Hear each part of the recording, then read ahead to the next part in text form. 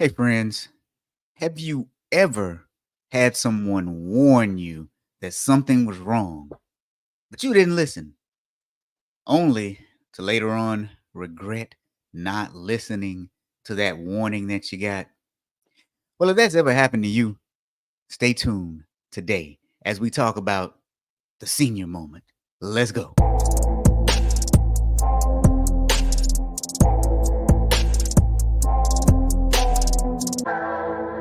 Welcome to the Friday Fraudster podcast. Join them as they discuss sad, funny, and sometimes disturbing fraud stories. Be sure to catch past episodes on your favorite podcasting platform or go to www.fridayfraudster.com.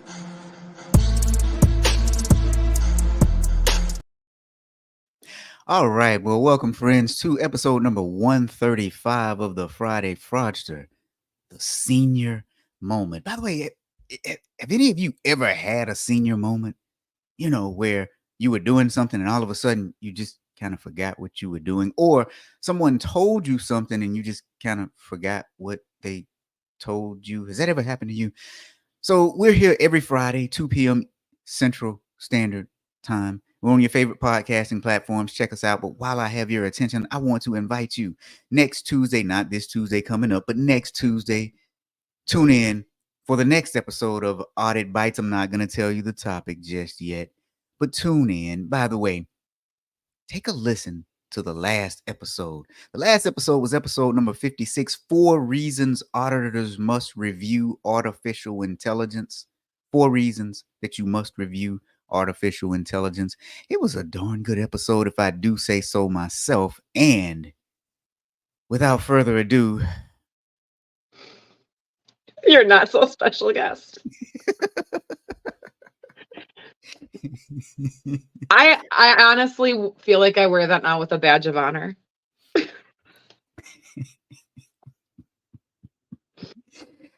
Well,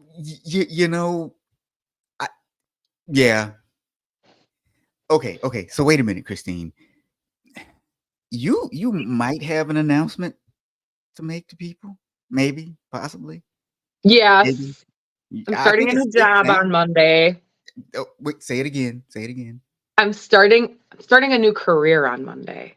Ooh. Okay. I like that. You want to tell the people what you're going to be doing?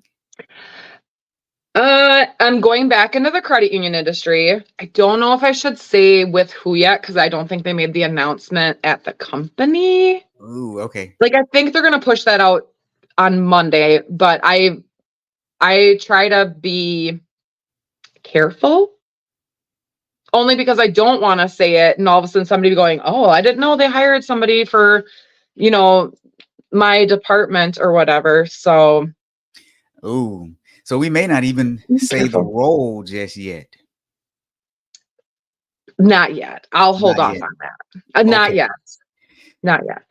All right. So everybody give Christine congratulations for starting a new job. And then, by the way, since she is starting a new job, she won't be here next week, and maybe not even the week after, but maybe after the 3rd week, she'll be back, possibly.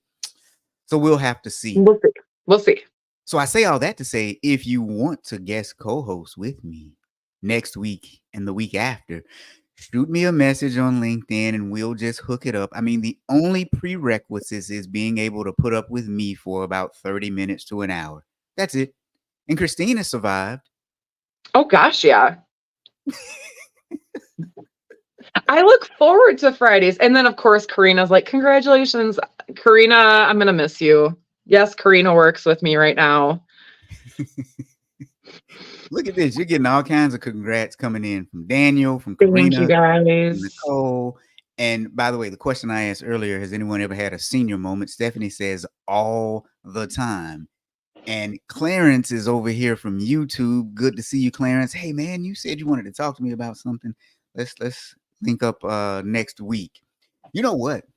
So listen, I asked about the senior moment, and then I asked if anyone has given you any piece of advice that you didn't take and then somehow regretted not taking it. Has that ever happened to you? Oh, I'm sure it has, but I'm having the senior moment and not remembering what. Because if it was great advice, you know what I'm saying? Like if you sit here and you go, man, that was great advice. I wish I would have taken it. Like you would think you would remember it, but no, I'm having that senior moment. I mean, my dad always had little sayings growing up. So like his one that I always remember is he would always say, "Don't look a gift horse in the mouth." So that's always one of those things I taught my kids when they were younger, and they're like, "What is that?" So like that kind of stuff, but nothing. Ooh, so I'll tell you a story. So when I was young, we didn't have like Amazon and the internet. You couldn't just Mhm, order stuff and it comes the next day. So you had to go to local vendors or you actually had to go to a shopping mall to get stuff.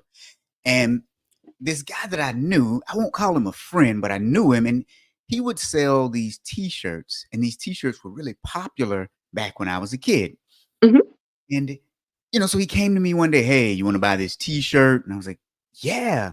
So I bought one t-shirt. I remember I wrote him a check. That's back before we had debit cards everywhere. So I wrote him a check for the shirt. 7 days later, he delivered the shirt. So I was like, "Oh, this is cool." So he had this catalog full of all of the shirts that you could order. okay. So I'm looking through the catalog, and there were about 10 shirts that I wanted, but I only got one initially because I didn't trust him, right? And so my friends were like, "Well, you shouldn't really trust him. He's a scammer." And I was like, "But I got my shirt."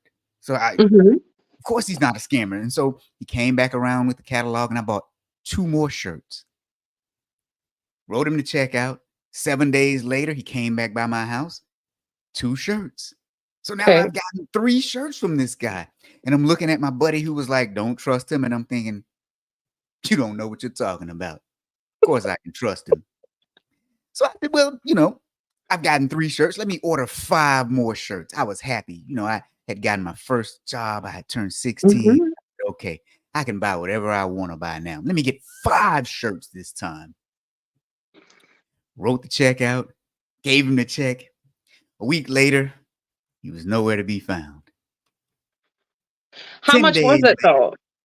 I don't remember, probably maybe $40, $50. This was back in the late 80s, early 90s. So stuff was a little cheaper then, right? Right, but when you're 16, $40 is a lot of money. I know, right? Mhm.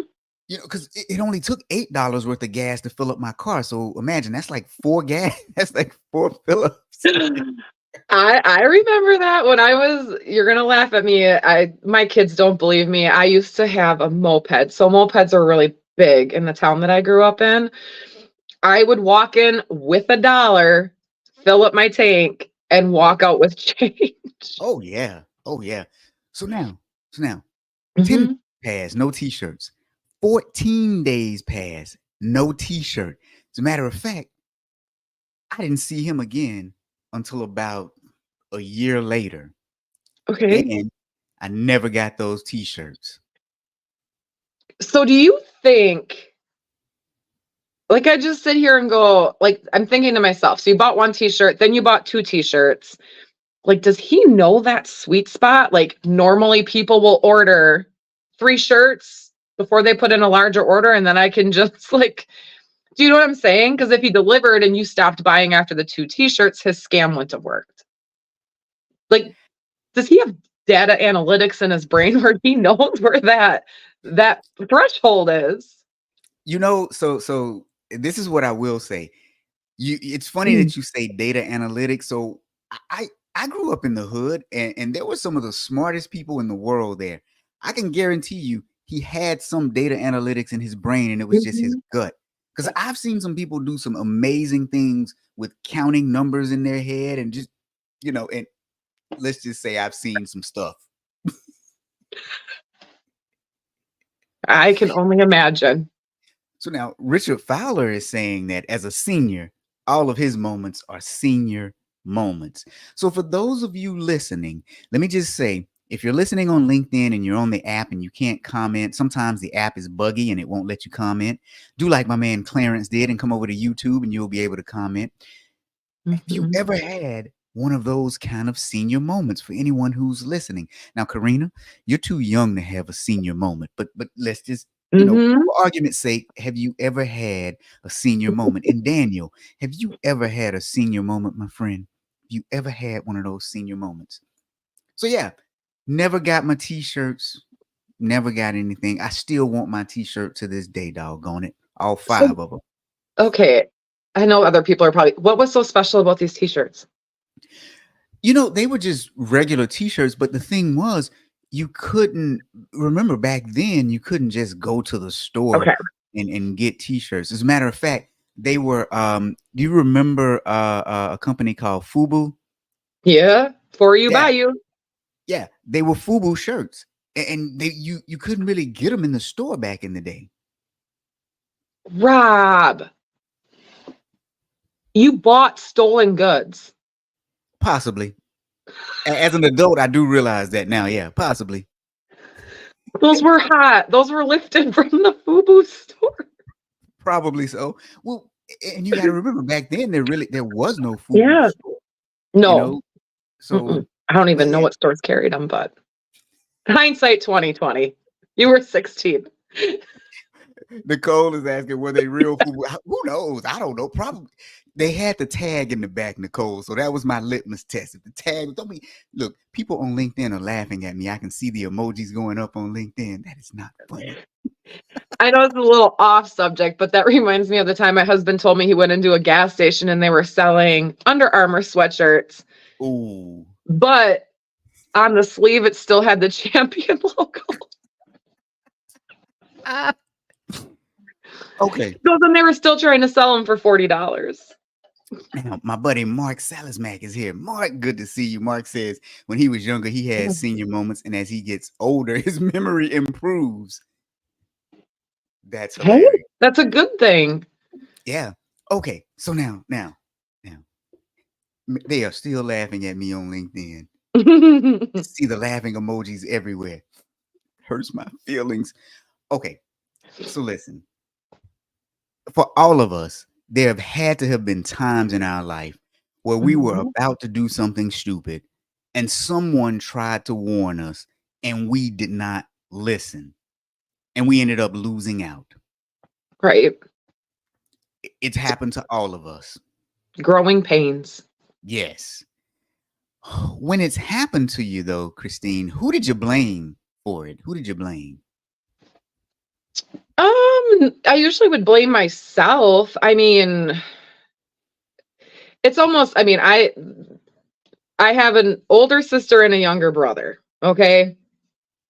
Plenty of blame to go around. Um, as far as that, but I could honestly say, I mean, I would take accountability, like, because whether it was my brother telling me, my sister telling me, my parents, it was the I told you so. I told you so. And you're going, yeah, I messed up. Like they didn't coddle us in that way, which I'm thankful for. Yeah, me too. Mhm. So that brings us to today's story. Oh God. You like the way I introduced it? I couldn't figure out a way to do it. So in today's story, 2 elderly women were they swindled or did they give it away? Never mind. 2 elderly women. One lost more than $720,000 and she was 80 years old. Another one is 77 years old and she lost her nest egg of $1.8 million and she eventually lost her home as well. But they both lost money to scammers. And now, is it one or both of them? At least one of them is suing their bank, saying that their bank should have done more to stop them from wiring money out of their bank account. So now, what do you all think about that? Should banks be held accountable? Better yet, what should banks do in order to stop people from wiring money out of their account? What do you all think a bank should do? What would be a good internal control mechanism for banks to stop elderly from wiring money out of their account or anyone? Because if you Mhm. didn't know, scams like this for the elderly are on the rise. I feel like each year we say this, right? They're on the Yeah. rise. We need to try and protect the elderly. But Christine, what do you think should be in place? What do you think a bank should do? So I've had experience with this firsthand. I've been in the finance industry for 20 years. How many? And like when I say I've been in the industry for a long time, like I was helping print dollar amounts on the bottom of checks with a micker machine. That's how long I've been in banking. Um, so we did have training for recognizing sort of things. Although I worked for smaller institutions, or we were at a location where we got to know who our members were, so we would know if something was abnormal. But out even outside of the wire transfers, if they had like scammer checks, like the clearance house checks that they would have to cash and all that other stuff, we would ask questions and make sure that they knew that. So we were always trained on doing that. However, I also did have several members. I remember I had members that came in every 2 weeks that they got paid, and they were wiring money back to their family in the Philippines. Like, Yeah. and it was thousands of dollars. Like, it was not abnormal. So, and I know people are like, okay, well, it's normal for them. Okay, but at some point that normalcy needs to start to establish that normal pattern. So the more often you're doing wire transfers, the more likely it's going to become a normal pattern. So now you're thinking of your BSA software, anti-money laundering, all that stuff. What can banks do? I've also been on the side where somebody wants to wire money and you start asking them questions and then they scream at you. You don't need to know what I'm doing with my money. This is none of your business. It's a very fine line when you're trying to protect your consumer and when they are thinking you're being nosy. Yeah. Now, Stephanie says that her old financial institution had an emergency fraud alert process for the front lines. The fraud department could refuse to send a wire. So, our individual in today's story, she ended up wiring money out. And eventually she ended up saying, "My life cannot be ruined by this scammer." She said that after being cleaned out of her savings, um, in she had two late husbands. One was a medical researcher. She said she prayed for daily strength, planted dozens of roses to brighten her garden, and they're saying that she earned a master's degree in botany years ago, but then she decided to share her experience with others so that they did not have to experience this same nightmare. So she has Mhm. decided to sue her bank, which is Chase Bank. Now, Chase Bank has responded. Chase Bank has said, "We urge all customers to ignore phone and internet requests for money or access to their computer bank accounts. Legitimate organizations or companies won't make these requests, but scammers will." So here's what happened in her particular case. Oh, let me see if I can get to it. Hold on. Okay, so here's what happened. She moved to the U.S. from Taiwan in the late '60s. Mhm. She has two deceased husbands and quite a fair amount of money. She met a scammer on, I believe it was WeChat. So WeChat is like Mhm. China's version of Facebook. So she met the scammer on WeChat, and the scammer told her about some good investments that she could make with crypto. So the Red flag. scammer, say again? Red flag. Oh, yeah. Well, maybe. I mean, there is money to be made with crypto. You know, I think it's just the big unknown, and so few people know Mhm. about it. That's how they get scammed. But the scammer told her that she could invest in crypto. And before long, she sent him $20,000. Now, with that $20,000, much like my t shirts, she got a return. She got a return. So she invested more money. And then after that, she got statements showing that she had made a return. One statement said that she had got $300,000 in profit.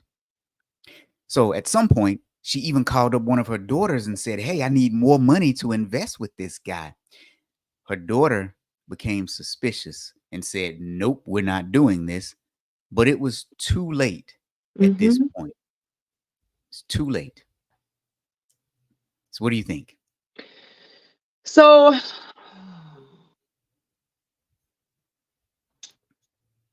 we don't know.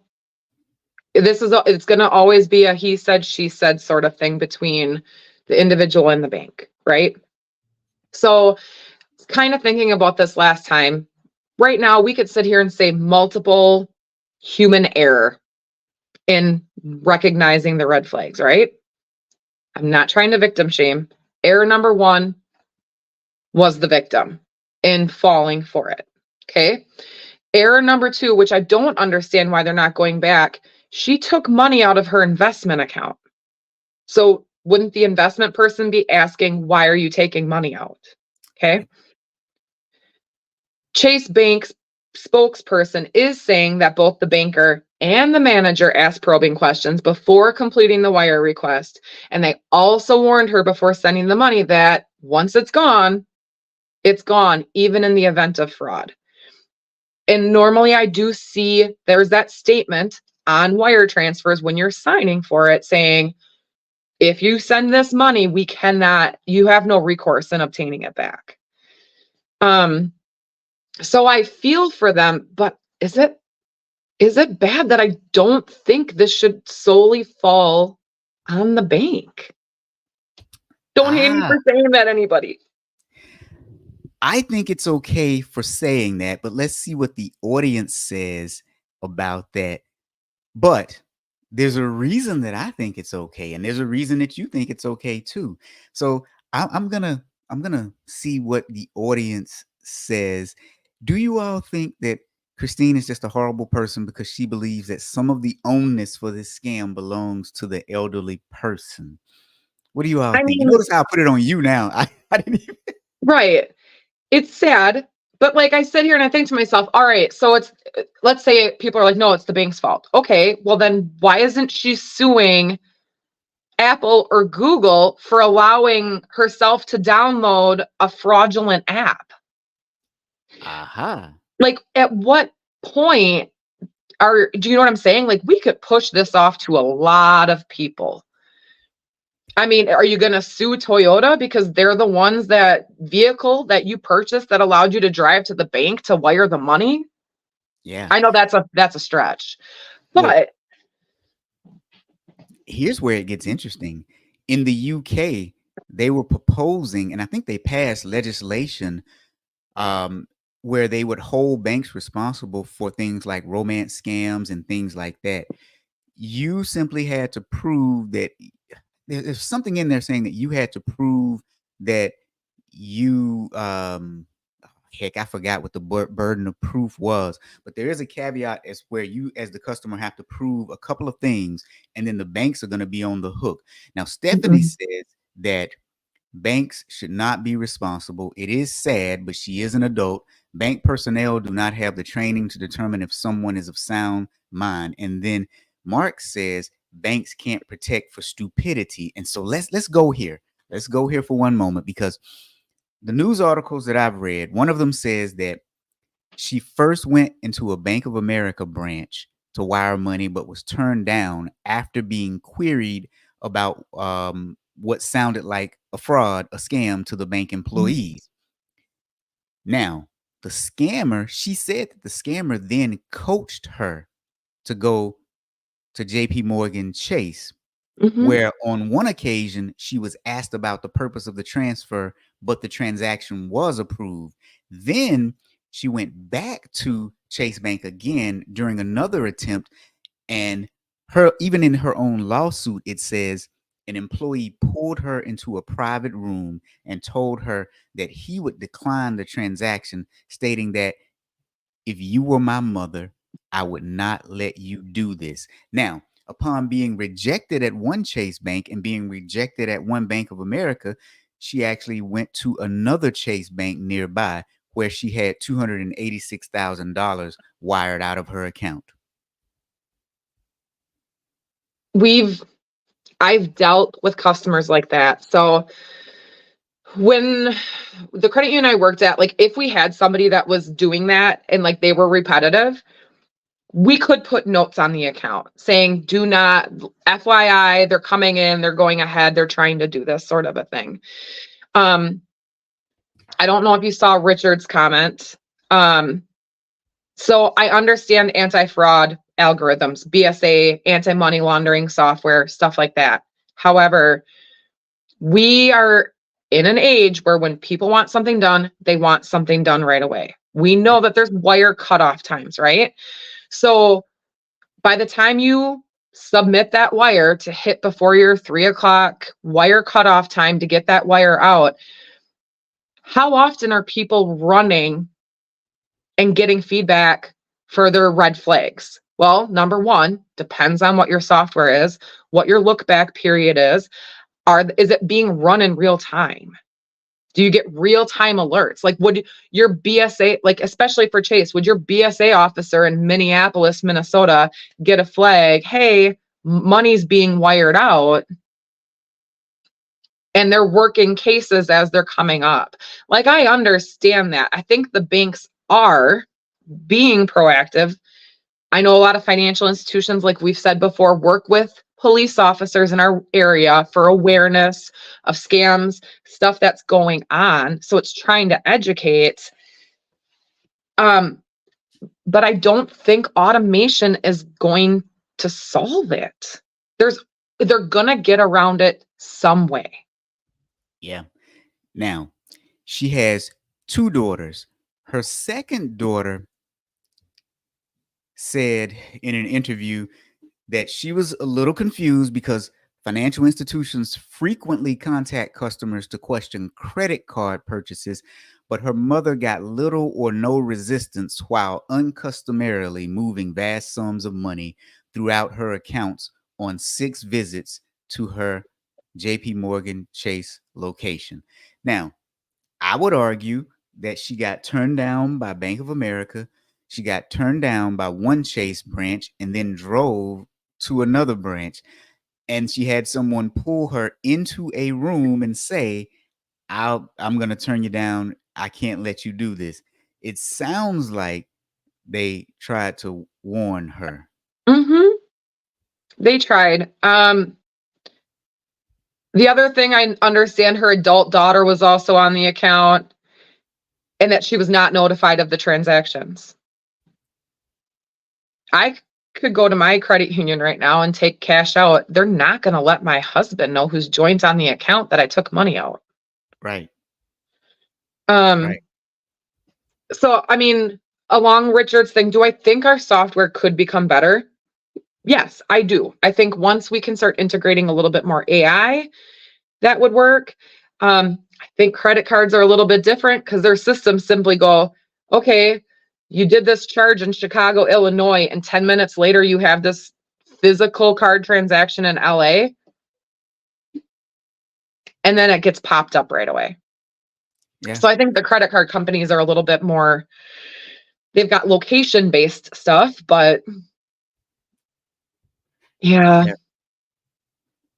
Now, Carol is saying the bank should not be responsible. It sounds like the bank did their due diligence in trying to protect her, and she ignored their advice. And Richard says, I agree that the customer is partially responsible, but banks do have anti-fraud algorithms. We talked about that one. And then this is Stephanie saying, I think this is Stephanie saying, customers being refused wires will withdraw the cash and go somewhere else. Yes. And then Daniel says, it's not the bank's fault. All the bank can do is create awareness to their consumers about the possibility of fraud. So, okay, so most of our audience is thinking it's not really the bank's fault, especially when you consider she tried 2 and 3 times to get the transfer to go through. And, you know, she lost $700,000. Yeah. I guess one option for this, and nobody's gonna probably like it, is it gonna be something that banks are now gonna have to start adding this type of coverage onto their insurance? Probably. And then that increases? Yeah, like I said, in the UK they passed some legislation regarding Mhm. online scams to where institutions will be held liable under certain conditions. Um, and I think that what's going to happen is you'll have to be able to document in some sort of notes section Mhm. what you did when that customer came in, and hopefully that will hold up in court. Because while I do think that true victims should be compensated, I think that sometimes when you have stupidity at play, um, then you shouldn't be. It's your fault. Because from what I understand too, this woman is of sound mind and body. Like there's Mhm. cognitively, there's nothing wrong with her. And realistically too, with 700,000, good grief, if you were getting an annual 10% return, you were getting $70,000 a year to live on if you just invested it. Right. So, like what was happening to where she needed more money, or did she not need it and just, maybe greed trumped need? Right. And I guess looking back at this and stuff, so we look at Ponzi schemes, right? So then whose fault is that? We blame the person that scammed them. We didn't blame the financial institution that allowed that person to transfer money and invest it on that Ponzi scheme. Um, it's just so hard. I mean, living in America, you hear about people that are wanting deregulation. But then as soon as we do that, because somebody's skirting something, we need to put in more regulation because people aren't doing things right. This is going to be one of those things back and forth. I mean, it's going to end up being one of those things. How many financial institutions are going to say we're done doing wires? We're done doing international wires. Yeah, yeah, absolutely. Now, what happened to this young lady, this elderly woman, sorry, is known as a pig butchering scam, where she invested some money and she got some returns, and they fattened her up until they could go for the big score. Kind of like I bought one T-shirt and then two, and then five of my FUBU T-shirts never showed up. But no, in all seriousness, this is called a pig butchering scam, and it's pretty normal. Now, the second woman in today's story, she got a phone call asking if she had purchased 4 computers from Amazon. And when she said no, she was transferred to Amazon's fraud department in air quotes, right? And Mhm. then later on, she was transferred to a supposed IRS investigator that told her that her social security number and name had been used in a criminal enterprise to set up fake companies. And she was also told she needed to transfer her assets to protect her cash and to establish her innocence. And so, with that said, she transferred money to the scammer. And obviously, that was a scam. Yeah. I mean, and we're seeing people in Hollywood that are coming forward and saying, "Yeah, I got scammed. I got scammed out of $50,000." The scammers they're getting smarter. Yeah.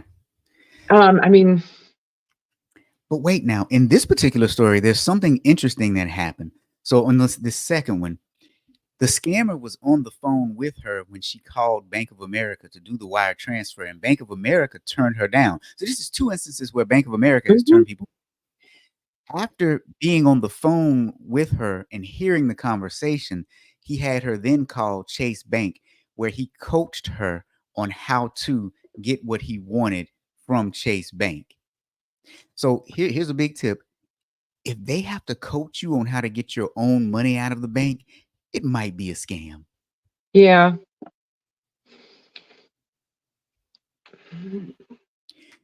And now for her, I actually do feel more sorry for the second one than I do the first one because, well, first of all, with the second one, apparently she only went to 2 different banks, Yep. and also the scammer was on the phone with her.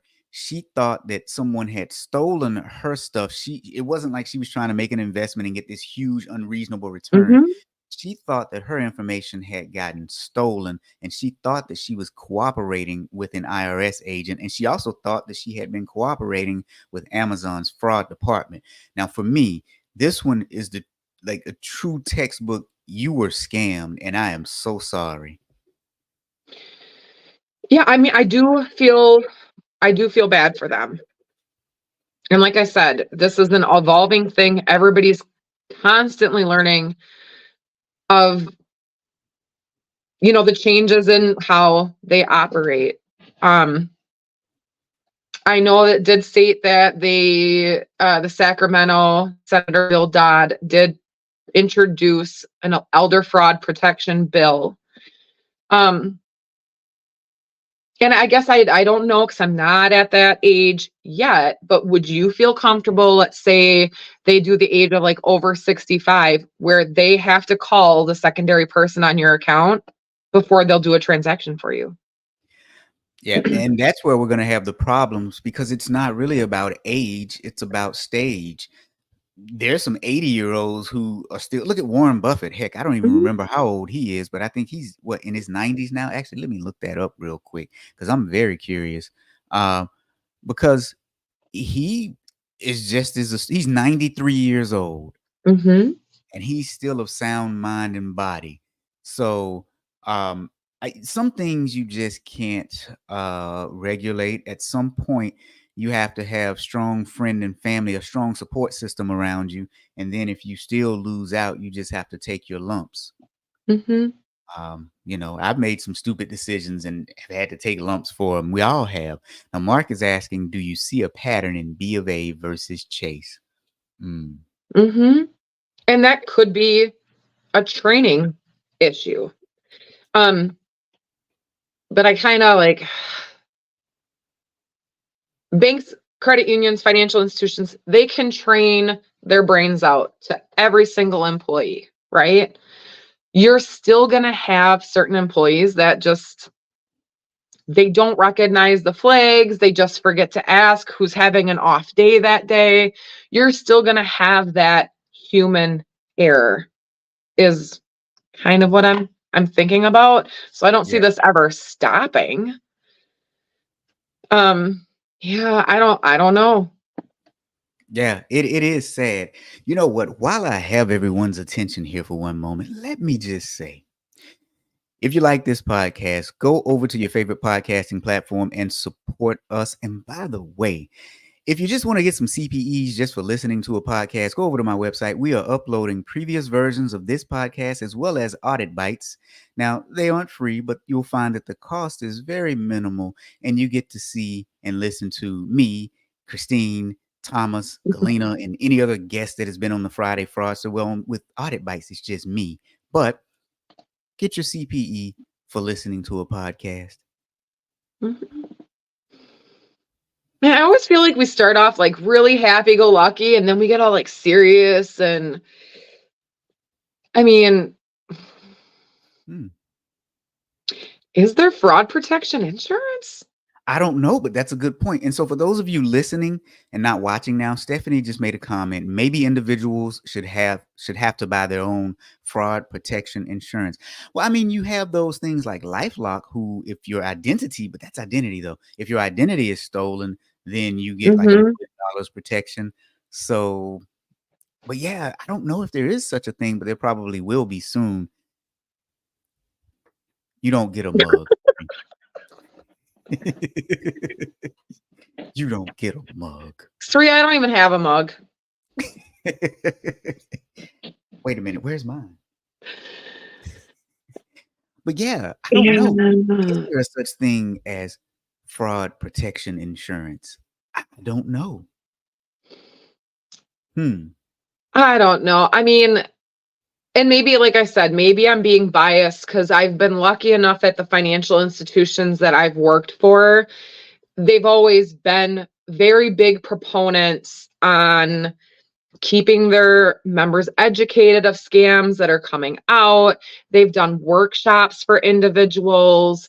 Um, I mean, they've even like sent out news flyers via um, Mm. like email, paper ones. They even do reminders. I've had one financial institution that did reminders in the top corner part of the monthly statements that got mailed out. Ooh. So there's a lot. I mean, I don't know. Now, Richard is bringing up a really good point. He said transfer the risk instead of mitigating it, and I know that was said in a kind of sarcastic way because he's right. That's exactly what we're doing. Instead of educating people and instead of people taking responsibility for certain things that happen, we're just gonna transfer the risk to everybody else or not teach them. Because again, in the first story, she was turned down twice. Mm-hmm. And she went to first, she was turned down by Bank of America. Second, she was turned down by Chase Bank at one branch. And so she went to another branch. Then somebody also told her at a Chase Bank branch, I'm not going to do this for you. It just doesn't seem right. Now, again, the second lady, it's a different situation. But the first lady, she was warned at least 2 times. And she got the wire transfer done, by golly. But in either case, both individuals are suing Chase Bank for damages because one lost $700,000, the other lost, I think it's 1.2 million or 1 point something million dollars. And I mean, the article does say there were 4 lawsuits similar to those 2 ladies' claims, which asked the court for restoration of loss. They led to settlements. Yeah. Unfortunately, here's the world that we live in now. You can take anyone to court for anything. And then if that other party has money, they'll just settle simply because the cost of going to court far outweighs any settlement. And that is not even an admission of guilt. You simply can get paid because paying you out is cheaper than paying the attorneys and being tied up in the court system. And I don't know if I like that world. Well, and Stephanie's got a good comment. The article that I kind of was sitting here going, well, they probably shouldn't have said that, was both of the ladies acknowledge their own lapse in judgment. Right.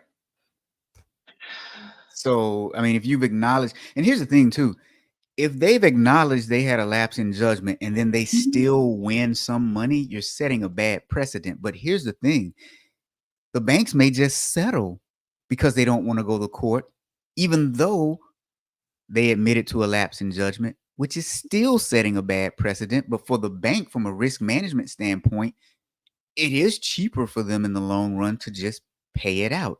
And now Mark says that Copilot, one of the best AI products, says that there are 8 types of fraud insurance for individuals, including stolen funds. There you go. I'll have to take a look at that. I know that the insurance that financial institutions get every year, they've got stuff like for like cyber insurance in case of stuff like that happens. Yeah, but I don't know. I want to say it's been a while since I looked at one of those. Stephanie might know. Sometimes I think they might have wire transfer coverage, but like that stuff is for, let's say, for instance, it's because somebody hacked into the credit union or the bank's system and altered wire insurance instructions. It would cover that type of a wire transfer loss. Like, the scammer didn't sit here and like change any instructions. The person came in, gave them all the information, said, yep, go ahead and send it. Like, so it was just, how can I think, like, yeah, I don't even know. I just can't fathom how it took them so long to realize it. Now, the first individual, because yes, she was investing, she thought she had that, but I don't know. If somebody messaged me out of the blue and said, hey, I know you from somewhere, and we started talking, first I would think that was weird. But hey, do you want to start investing money with me? So I do feel bad. I do feel bad. I probably know it's like I sound like I'm not, but I sound like such a mean person, Rob. I don't think so. Um, I just know that in society, oftentimes some people are strictly held accountable for things, even when they may not have contributed fully to them, and then some people Mhm, aren't.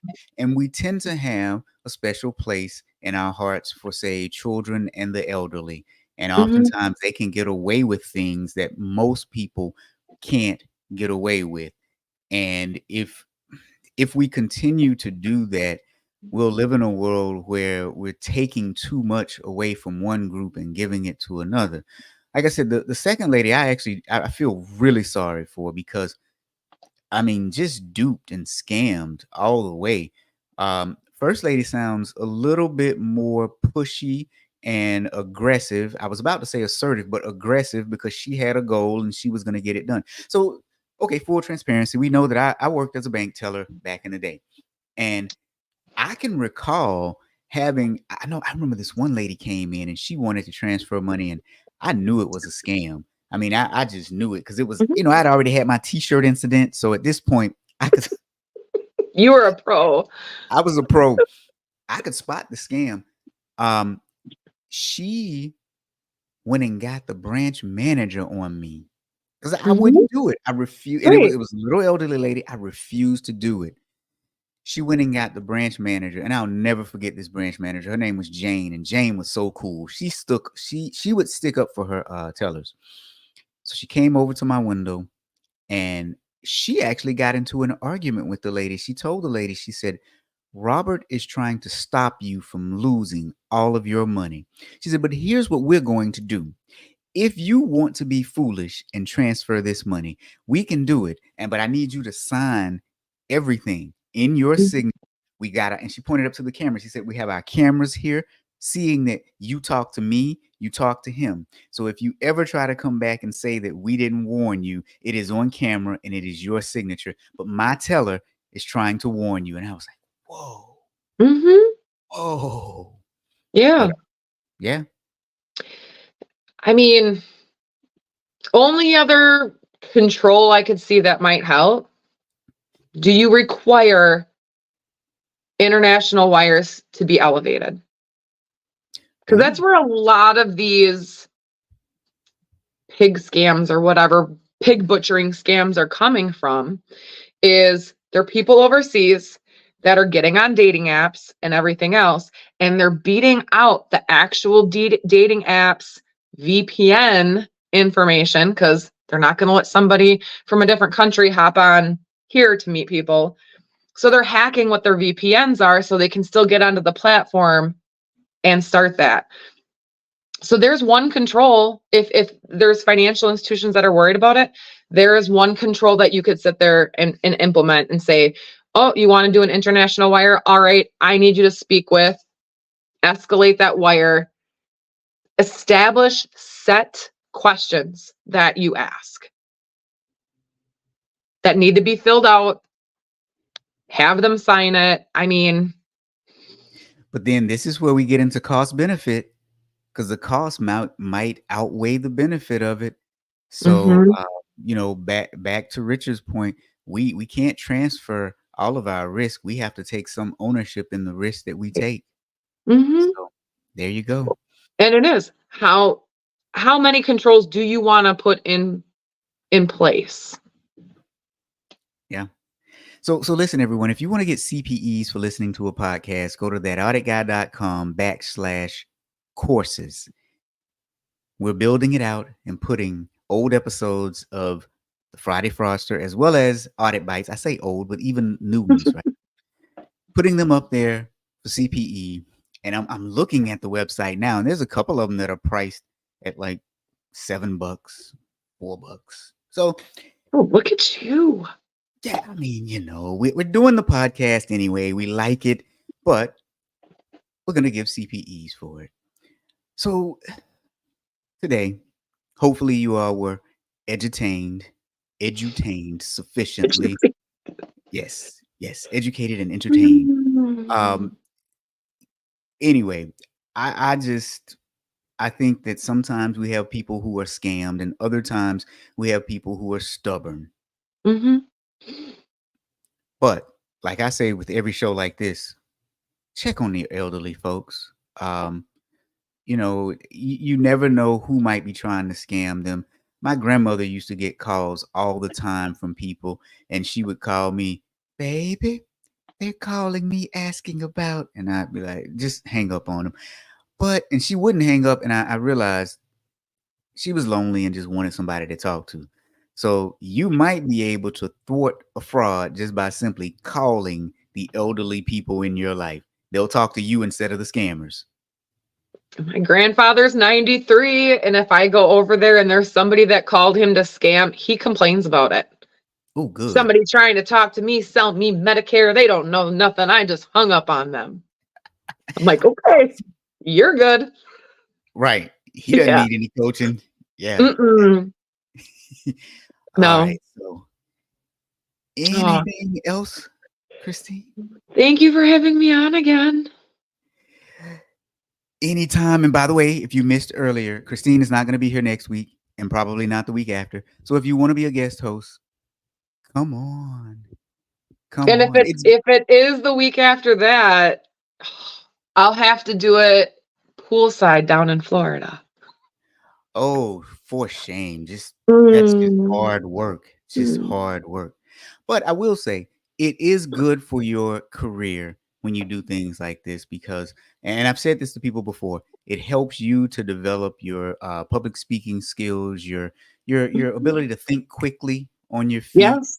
Mhm. And companies will start to watch you too, and they may actually bring it up in an interview that they saw you on a podcast. No. I don't think it was the podcast that helped me. I mentioned it because I want to be able to continue doing this. So we'll see.